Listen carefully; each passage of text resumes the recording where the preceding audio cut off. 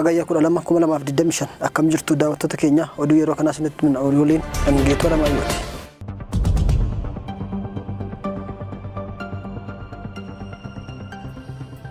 Qabsooftuu bilisummaa Oromoo gameettii Addisee Gannatii du'aan lafa kanarraa darbuun dhaga'ame.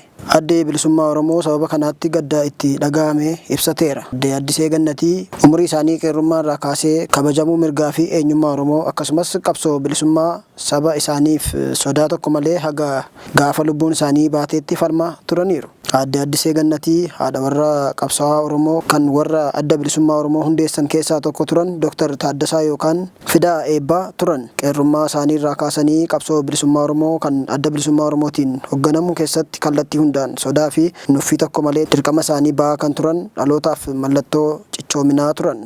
Addee Addisee Gannatii abbaa warraa isaanii jaallan isaanii wajjin adda bilisummaa Oromoo erga hundeessanii booda Finfinnee keessatti dirqamoota adda addaa irratti bobba'aa osoo jiraniiti diinni bira geenyaan dirree dhiyaatti bahuun dirqii wayita itti ta'e sana Addee Addiseen haadha warrummaa cinatti sodaatanii dirqama qabsoon bilisummaa isaanirra keessa baachuu hin dhiifne ture.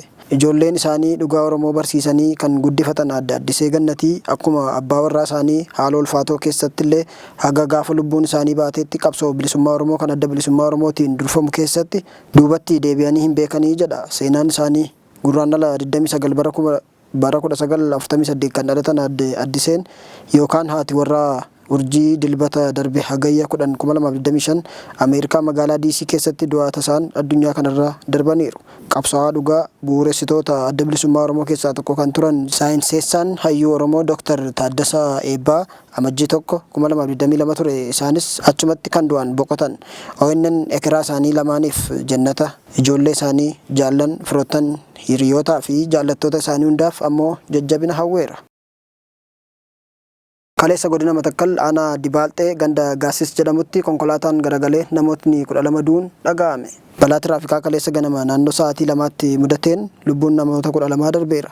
Ka'umsa isaa Dibaalxee kan taasise konkolaataan deddeebisa uummataa gara ganda Gaasis osoo deemaa jiru baajaajii waliin walitti bu'uun balaan kun uumamuu biiroon kominikeeshinii aanichaa beeksiseera. Sudaanitti hanqina nyaataan namoonni 63 du'uun dhaga'ame. Sudaan Alfaashir irratti hanqina nyaataa irraa kan ka'e torban tokko keessatti namoonni 63 du'aniiru jedhame.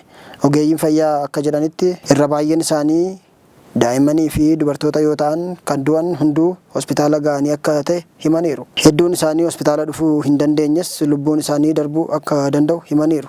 Ji'a caamsaa irraa eegalee Alfaashar loltoota humna addaa Sudaaniin marfamtee kan argamtu yoo ta'u magaalaa yeroo hedduu waraanni itti adeemsifamudha. Alfaasharitti daa'imman umuriin isaanii 5 gadi taa'e 140 kan ta'an hanqinni nyaataa isaan mudateera yoo jedhamu lakkoo magaalaa keessa jirurraa kan ka'e deeggarsa gahaa taasisuu akka hin dandeenye ibsameera. Maddii Turkiyyee Tuudeeyistu gabaase. Oduu keenya xumuraatiin manni murtii Somaaliyaa loltoonni biyyattii 2 du'an akka adabaman murteessee sababni isaa Alshabaab waliin hidhata qabu kan jedhudha.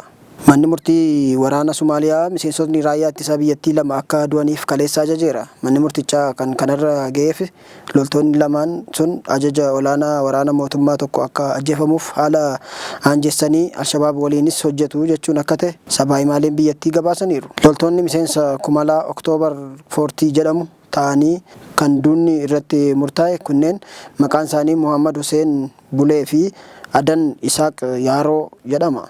Lamaan isaanii Alshabaab waliin hojjetu qofa osoo hin taane kan kutaa waraanaa 83ffaa ajaju Sa'id Muhammad Ali mana isaa keessatti akka boombiitiin ajjeefamuuf haala aanjessaniiru jedhe manni murtii. Oduu ajajaan sun itti ajjeefametti bakka loltoonni biyyattii argamanitti ture. Sun kan godhameef warra kaaniif jiila akka ta'uufidha jedhe maddii oduu kana Gaarwee Online. Erga 2016 kaasee Somaaliyaa keessatti dhalatteetii Alshabaab gara boodaa kana akka malee laafee ture.